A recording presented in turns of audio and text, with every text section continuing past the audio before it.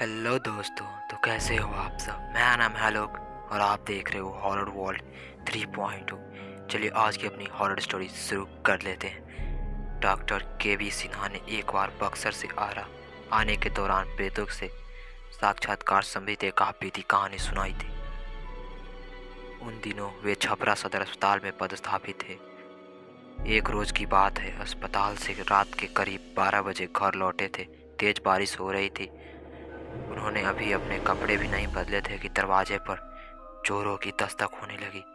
मैंने दरवाज़ा खोला तो देखा कि 20 से 22 साल की लड़की खड़ी है। उसने बताया कि उसके पिताजी की तबीयत बहुत ख़राब है, मैं चलकर देख लूं। मैंने उसे बताया कि मैं रात में मरीजों को नहीं देखता। इस पर वह बहुत गिड़गिड़ाने लगी और मेरी पत्नी को दया आ गई। उसने कहा कि इतना कह रही है तो जाकर देख लीजिए।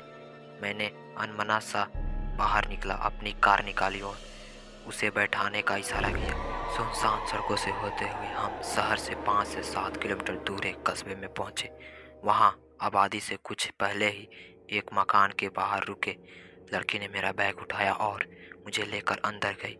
वहां एक बुजुर्ग खाट पर लेटा हुआ था। उसकी हालत गंभीर थी। उसके सिरहाने 2 महिलाएं खड़ी थी।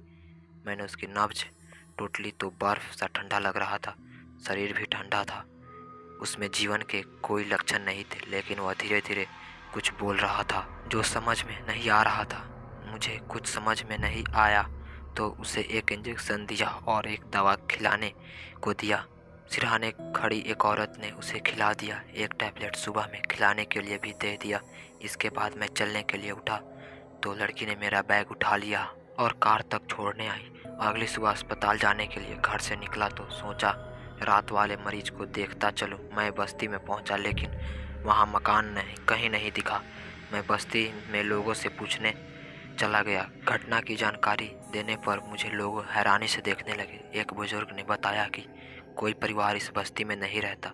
यह प्रेत लीला है जो हर एक आध साल पर घटित होती रहती है। वह एक भूत खंडर है। आप वहीं गए होंगे। आपने इलाज किया इसलिए बच गए, नहीं तो मारे डाले जाते। मैं भूत प्रेत पर विश्वास नहीं करता। इस पर बस्ती के कुछ नौजवानों ने कहा कि उस जगह पर चलिए जहां वह मकान था। मैं 2-3 लोगों को लेकर वहां पहुंचा तो वहां पूरी तरह खंडर था। उसमें मकड़े का जाल भरा हुआ था, काफ़ी गंदगी थी।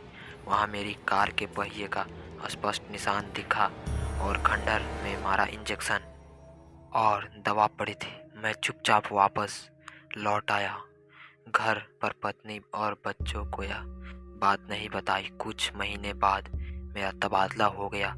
दूसरे शहर में जाने के बाद पत्नी और बच्चों को उस रात की पूरी घटना की जानकारी दी।